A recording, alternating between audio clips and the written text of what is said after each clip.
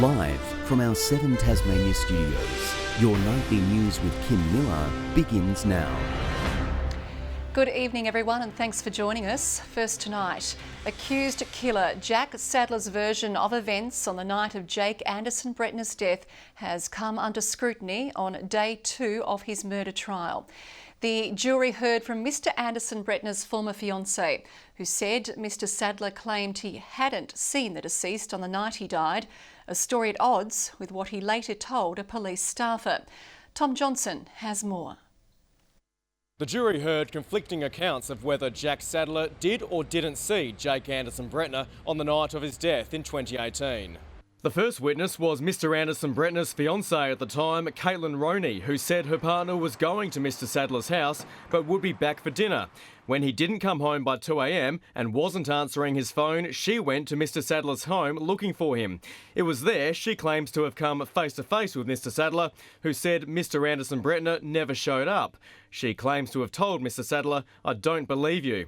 The jury then heard from a Tasmania police staffer who claims to have spoken to Mr Sadler on the phone the next day after he was reported missing. The staffer, Cheryl Dean, claimed Mr Sadler said he had seen Mr Anderson Bretner that night, briefly at around 7 o'clock, and that they ate McDonald's together. The jury also saw CCTV of the deceased driving through the chain's South Launceston outlet earlier in the evening. In reply, the defence questioned Ms Roney's knowledge of big-ticket items purchased by Mr Anderson Bretner, including a modified car, while working as an apprentice butcher. The defence asked how much did he spend doing that up. She replied, "I don't know," adding, "I never saw it in person." Never saw it in person? No. You didn't ask where he got the money to do it up? No. Another witness, Christopher Fratangelo, told the jury he saw a gun at Mr Sadler's house leading up to the alleged murder, and although he didn't know the deceased personally, he said he believed he was a drug dealer. The jury also heard Miss Roney tried to call her fiancé 10 times on the night of his death. The trial continues tomorrow. A 22-year-old man accused of shooting an Invermay father after attempting to steal his car has been bailed. Harley Wilmot is facing charges including recklessly discharging a firearm, wounding and attempted motor vehicle stealing after an alleged incident in April. He's due to return to court next month. A motorcyclist is in a critical condition after a 2-vehicle crash on the Bass Highway near Burnie. Crews attended the early morning incident at the Chasm Creek intersection, with a lane temporarily closed in each direction of the highway for several hours. The man was taken to the Northwest Regional Hospital but has since been transferred to the Royal Hobart Hospital. Health officials are monitoring a new mystery case of community transmission in New South Wales after a Sydney man in his 50s tested positive for COVID. There are concerns about how many contacts the man could have infected after visiting at least a dozen venues while infectious. A number of sites around Sydney have been declared as high risk by Tasmania Public Health from midnight tonight. Meanwhile, more premises in Western Australia have also been classified as high risk. The 6 new locations include service stations and fast food outlets in Perth. People in Tasmania who visited the spots between the 28th and 30th of April are being asked to self-isolate immediately and contact public health, while travellers will not be allowed to enter the state unless approved as essential. He spent 5 weeks hoping to be seen every day, but Peter Gutwein is making a hasty retreat from the spotlight. The Premier fronted the press for the first time since Saturday's election win as questions mount over candidate Adam Brooks. Peter Gutwein facing the media for the first time since Saturday's historic election victory, but not for long. Great, thanks everybody. Great, thanks everybody. Great, thanks everybody. The Premier walking away after facing a long line of questions over Liberal candidate Adam Brooks. Standing by his colleague after 2 women told the ABC the former mining minister used a fake identity while dating them. When you've got 2 different points of view that are being played out publicly, obviously it's concerning. Mr Brooks already warning he's considering his legal options over the allegations. Well, Mr Brooks has maintained his position through this. He's emphatically denied the claims that have been made. Whether Mr Brooks will return to Tasmania's Parliament may not be known until Tuesday, with thousands of votes still to be counted. It was a comprehensive victory. and it looks increasingly likely we're going to achieve our 13 seats. The focus is on the personalities and the conflicts, between parties. And now we really need to get on with the business of governing. At the end of the day, it's good policy and good governance that delivers outcomes for Tasmanians. Peter Gutwin had hoped to talk about a government pledge of support for the financially crippled Burnie City Council, stopping short of offering a cash handout. The council announced on Monday it would be withdrawing from the Cradle Coast Authority and closing a number of art hubs. There's going to be a process of discussion with consultants as to how to upgrade the entire building, because that building's about 35 years old, hasn't had an upgrade for a long time. But it might be too late for the Burnie Regional Art Gallery, due to close on July 1. Preparations are now underway for the art gallery's final exhibition, with the schedule created months, if not years in advance. Artists have already begun creating works for exhibitions later in the year, but now have nowhere to showcase them. I'm quite confused about this decision, because I understand that there is some funding for refurbishment, but I don't think that's going to happen until early next year. 15 people are expected to lose their jobs. Elizabeth O'Neill, 7 Tasmania News. The Federal Court has declared Tasports misused its market power through behaviour that likely lessened competition. The court found the government-owned business did not have a right to impose new charges on its customer Grange Resources. Australia's consumer watchdog welcomed the decision. In a statement, Tasports said it was pleased the case was resolved and that it did not have to pay a penalty. Tasmania is experiencing a record building boom according to the latest ABS figures. In the 3 months to March, new house approvals were 50.8% higher than at the same time last year. The Housing Industry Association says it anticipates a strong year for building work in Tasmania, with more than 3,000 homes to begin construction. Police are renewing calls for public information about a fire that started at Jeremy Rockcliffe's Devonport office on election night. Detectives have released CCTV footage of the incident and say it's highly possible the offender suffered burns or singeing to hair or clothing as a result of the blaze. They're asking if anyone who is aware of a person with recent injuries consistent with this to contact authorities. Travellers are slowly trickling in from across the ditch, a fortnight after the first Kiwi flight touched down in Tassie. Air New Zealand says it's upbeat about bookings as expats and tourists pack their bags. Distiller Tom Rofe hasn't seen his family since 2019, but now he's about to drop home. Yeah, I was on my phone last night and just thought, screw it, I've got to book it and go for it. He's among the Kiwi expats in Tassie taking advantage of direct flights to and from New Zealand, an easier option that's helped lift his spirits. I think actually having family come over as well, it's a lot easier. So I'm from Hawke's Bay and the aunties and whatnot, they're all keen to get over and it's going to be awesome. Tomorrow marks 2 weeks since the first flight touched down in Hobart from Auckland. 3 have landed since. It's expected it will take time for demand to build up. What New Zealand is a bit of a sleeping giant for us.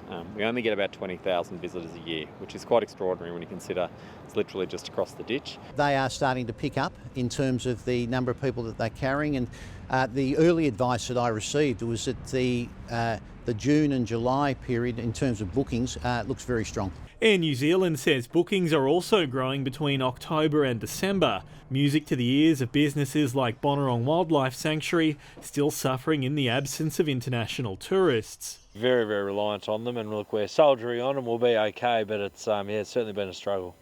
Kiwis won't make up for the entire market, but they'll still be greeted with wombats and a warm welcome. I've never wanted to hug a Kiwi more in my life than right now, to be honest. We're really excited. Sean McComish, 7 Tasmania News. A Tasmanian animal shelter has been overwhelmed with support after putting out an urgent plea for help to keep its doors open. Brightside Sanctuary posted on Facebook on Monday afternoon. 48 hours later, it's raised almost $100,000. He's a little pony with a big attitude. Storm was surrounded last month, his owner struggling with his short temper. He came here a very, very, very, very feisty little man, but he's since been castrated and he's well on to the way to being a well-behaved, beautiful member of the Brightside family. It's animals like Storm that get a second chance at Brightside Animal Sanctuary. Rehoming more than 600 animals a year, hundreds more living on the farm. Brightside's 100% donation funded, so we receive no support financially, in spite of being the biggest Tasmanian rehoming organisation for greyhounds. And it's taken a toll on those who run it. On Monday, Brightside put out an urgent call to the community to help keep the rescue going and keep staff employed. And it responded. The team at Brightside say they've been overwhelmed by the response from the public. The money raised is now set to help cover wages and expensive vet bills. Our vet bills can be up to $200,000 of the year, but obviously $90,000 is a huge chunk of that, not to mention the feeding, the wages and everything else that goes on. So it's incredible. Each dollar helping to keep the rescue open. It's been incredible, the response, but there's just no end to the costs here, and no amount of money would be unwanted. Meg Sides, 7 Tasmania News. The Launceston Tornadoes coach has labelled former Opals forward Kelsey Griffin as outstanding in her debut for her new club. The addition makes for a potent attacking lineup charged by the mammoth performance of another strike weapon. She had never seen most of her teammates and was picked up from the airport on the way to her debut match. Yet after only one weekend in her new colours, Kelsey Griffin looked in top flight. Griffin driving in. Did she get it off? The referees say she does. By the end of the second game, it was like she'd been in that Tornadoes top for about 20 years. The new Tornadoes recruit averaging 17 points over 2 games. The coach giving her the freedom to pull the strings, a job made easier when her teammate is pulling the trigger. Frolling hits the 3 as well. Keely Frolling continuing her on-court domination, racking up 67 points from both games. Firepower they'll need again at home against title contenders Eltham. They have won 3 from 3 and we're obviously 3 from 4. Meanwhile, the Hobart Chargers women remain optimistic despite suffering 4 losses on the trot. When we're good, we're really good. Unfortunately, when we have bad patches, we give up double-digit leads pretty quickly. The men, on the other hand, are on the board and despite a mixed start to the campaign, are growing in confidence. Look at ourselves in the mirror and say, look, we can compete with the best. And the second-place Northwest Thunder is refusing to buy into the early hype surrounding its title prospects. One game at a time, and we haven't even spoke about anything further down the track. Garth Burley, 7 Tasmania News. To hockey, the Tassie Tigers have picked who will lead the club into the new season. Steve McMullen will take the reins for the men's side, replacing long-time coach Andrew McDonald, while former World Cup winner Luke Dorner has returned to coach the women's. I really enjoyed the process last time. We've obviously got the Tigers Academy up and rolling now, so we've sort of been able to continue a lot of that development over the past 12 months, even though we didn't have the hockey one last year. So, yeah, just really excited to be back. It is a great group. When you've got a team that's led by the national captain, it is something really exciting that I want to do. So, thrilled to be in the role. The Hockey 1 season kicks off on October 2nd, with Tasmania facing the Brisbane Blaze in round 1. Good evening, Campania and Hobart Airport. 19 the top today. Hobart and Launceston 18, Burnie 16, Devonport 15 degrees. A cool start to the day with Ross and Lake Leak dropping to -2, but temperatures over the southeast were well up on average. Friendly Beaches and Bushy Park 18, Smithton and St Helens 17, Low Head and Flinders Island 16 degrees, King Island and Grove 15 and Strawn 14. A thick band of cloud progressed over the west, central and southern parts of Tasmania, a little more over elevated areas of the north and northeast. Swirls of cloud over New South Wales linked to a low. An active band is over WA and stratocumulus cloud is to our west. Plenty of it too. Tomorrow a high over the mainland extends to another well to the east. The low and associated troughs weaken off New South Wales. Another is over Western Australia. Variable winds tomorrow, but they'll tend east-nor'easterly at 10 to 20 knots and reach 25 knots over the northwest and southeast in the evening. Hobart tomorrow, 19 and partly cloudy. Cygnet 18, 19 the top for New Norfolk. Launceston, a high tomorrow of 19 degrees after 3 overnight. Bit of fog again. Late shower for Devonport 18. Early fog for Campbelltown 1 overnight, 18 the high. 17 for Burnie with a late shower. Sunny for Strawn 17. Smithton 17 degrees as well. And 17, the top 4, St Helens and Swansea, with showers developing. A cool night for Fingal with showers on the way as well, 16 the maximum. On Friday, the obligatory AgFest shower eventuates as showers concentrate over the central and north. Showers over the west on Saturday and developing later in the north. And on Sunday, partly cloudy over the east and southeast, with a shower possible elsewhere. Showers increasing over Perth tomorrow. Partly cloudy for Adelaide, a sunny 19 forecast for Melbourne. Rain on the way for Sydney, partly cloudy and 25 in Brisbane. It's cloudy in Hobart at the moment, 16 currently, partly cloudy in Launceston 12 and mostly cloudy in Devonport 11 degrees. A bit of a cold front coming, Kim. A couple of showers over the next couple of days for AgFest. Looks like only 1 to 5 millimetres, so not too much trouble. Maybe a gumboot or two might get stuck here or there, but if you're after a new combine harvester, you know where to go. Of course, those mild temperatures are good, and it wouldn't be AgFest if there wasn't a few showers, would there? That is all your news for now. I'll be back later with news updates throughout the evening. Thanks for your company. Good night.